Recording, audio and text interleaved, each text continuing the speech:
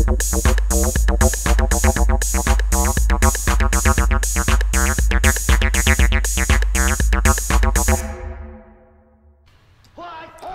voulais montrer comment créer ce type d'objet, donc ça pourrait être un œuf de dragon. D'abord je vais créer le motif, ensuite je vais le récupérer avec un bec, et après enfin je vais le sculpter sur une sphère.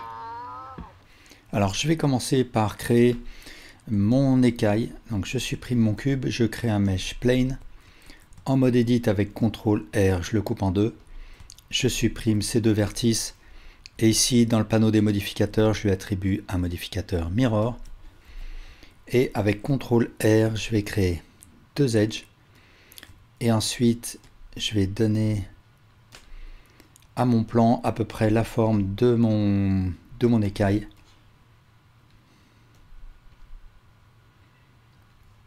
Ensuite, je sélectionne tous ces vertices, je vais activer l'option clipping du mirror et je fais une extrusion, donc Enter, un scale. Et je vais sélectionner ces deux vertices, faire une extrusion sur Y et ensuite SY0. Je vais sélectionner tous ces vertices et faire une extrusion sur X et SX0. Et puis, je vais faire une petite extrusion là aussi, comme ça. Et ensuite, tous ces vertices EY et SY0 et une petite extrusion sur Y à nouveau. Je vais sélectionner ces faces et les tirer vers le haut. Et ensuite, ces deux vertices.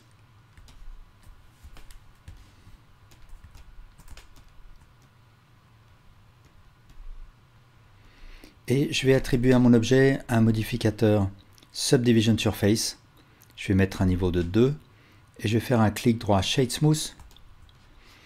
Et pour mieux marquer les reliefs, je vais créer un Edge Loop en bas avec CTRL R. À nouveau CTRL R pour mieux marquer l'arête.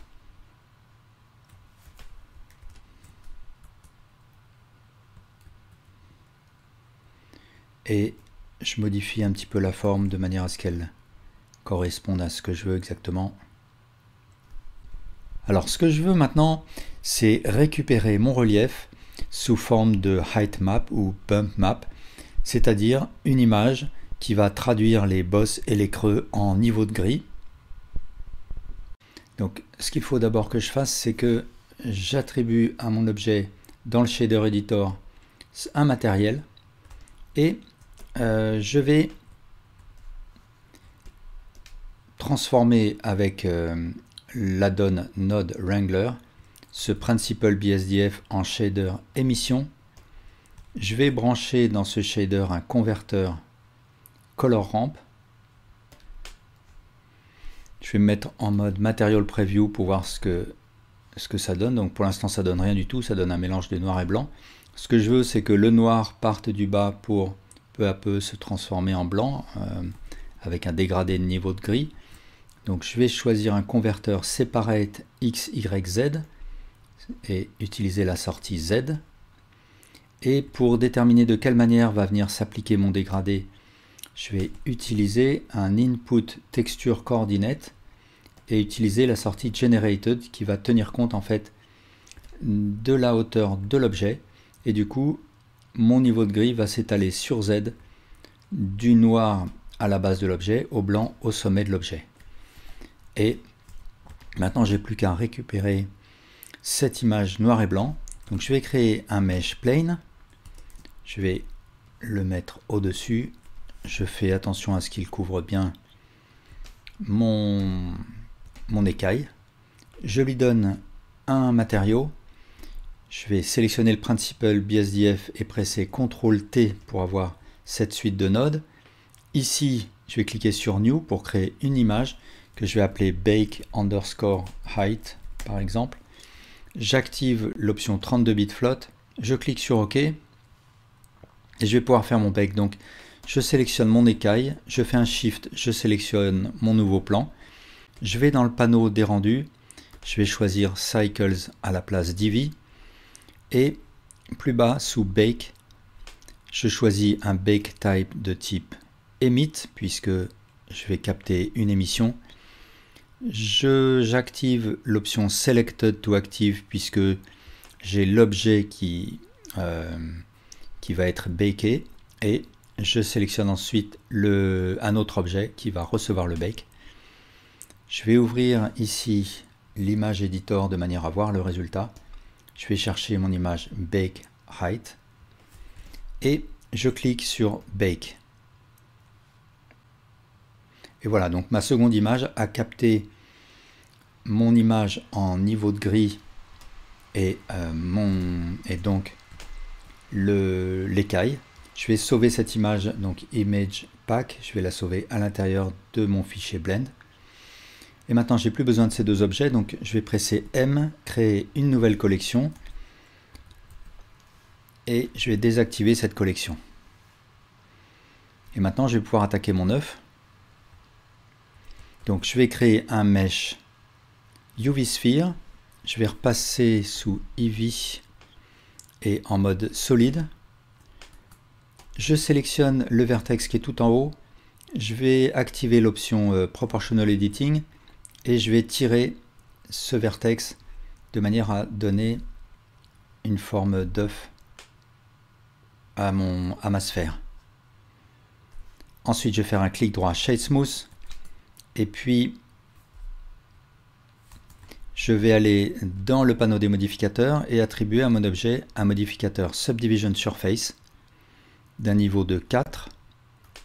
Je vais appliquer ce modificateur et si je rentre en mode Edit, je vois que maintenant j'ai une topologie qui est très dense qui va me permettre de facilement sculpter dessus. Alors je vais basculer avec un CTRL Tab en mode Sculpt. Par défaut, c'est la brosse Draw qui est sélectionnée. Donc je peux peindre sur mon objet, je peux le sculpter plutôt. F va me permettre d'agrandir ou de réduire la taille de ma brosse. Pour la force de la brosse, j'utilise Shift F, mais ces deux valeurs sont aussi disponibles ici. Pour avoir l'effet inverse de la brosse, je presse sur CTRL, et puis Shift me permet d'adoucir. Alors je vais ouvrir le panneau N, et là sous Tool, je vais ouvrir le panneau Texture, je clique sur New, je clique sur le petit bouton à droite ici qui va m'ouvrir le panneau des textures, et ici sous Image Settings, je vais aller chercher l'image que j'ai créée, donc Bake Height, et du coup mon image va venir ici, et Mapping, je vais choisir Stencil, qui va me permettre en fait d'utiliser un pochoir dans ma vue 3D. Alors ce pochoir, je le déplace avec le clic droit. Je peux l'agrandir ou le réduire avec Shift clic droit et je peux lui faire des rotations avec CTRL clic droit. Et ici, sous angle, je peux ramener la rotation à la valeur que je souhaite. Ce que je peux voir, c'est que si j'utilise ma brosse, avec cette texture, eh bien, je peux projeter ma texture sur mon objet en tant que motif. Et moi, ce que je veux donc, c'est une répétition circulaire de ce motif. Donc pour faire cela, je vais aller dans le panneau des symétries ici, et sous radial, je vais choisir une symétrie radiale sur Z. Donc je vais mettre par exemple 9 répétitions. Et du coup, maintenant, si je peins, si je sculpte, je vais avoir une répétition de mon motif tout autour de mon œuf. Donc je vais faire d'abord une première impression là, et ensuite peu à peu j'agrandis mon motif.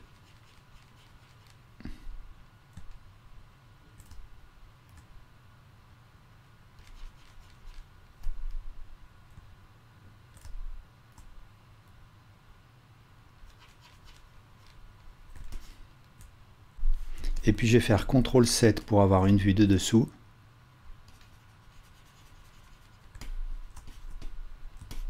Alors bien sûr, après, je peux faire des corrections, donc je vais fermer ma texture là, et je peux faire des corrections manuelles. Et si je garde la symétrie, bien sûr, ces corrections seront symétrisées toujours sur l'axe Z. Donc là, par exemple, je marque mieux l'arête toujours avec la brosse Draw. Si je veux, je peux utiliser la brosse Crease pour mieux marquer des creux. Donc Shift pour adoucir une forme, donc l'estomper comme ça. Et après là, je vais passer la brosse Crease. Je peux toujours revenir en mode Edit pour faire des corrections. Donc par exemple, si je veux un petit peu remonter, hop.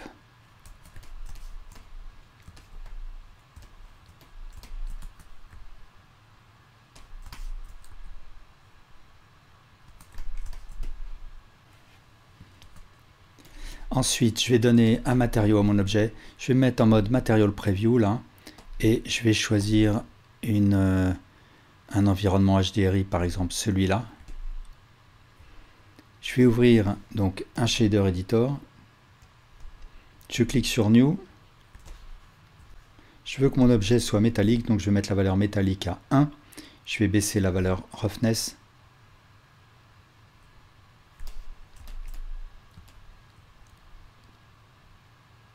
Et puis si je veux créer des petits accidents, je vais créer une texture de type Noise. Je vais presser CTRL-T pour avoir ces nodes-là en amont. Je vais utiliser la sortie Object pour avoir un bruit qui va venir de manière homogène sur mon objet. Et je vais créer un vector bump. Je branche le facteur dans l'entrée height du bump et je branche le bump dans l'entrée normale du principal BSDF.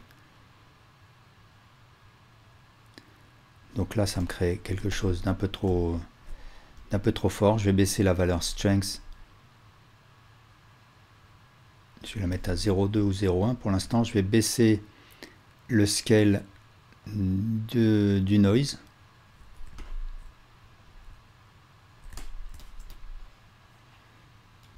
Voilà, merci beaucoup pour votre attention.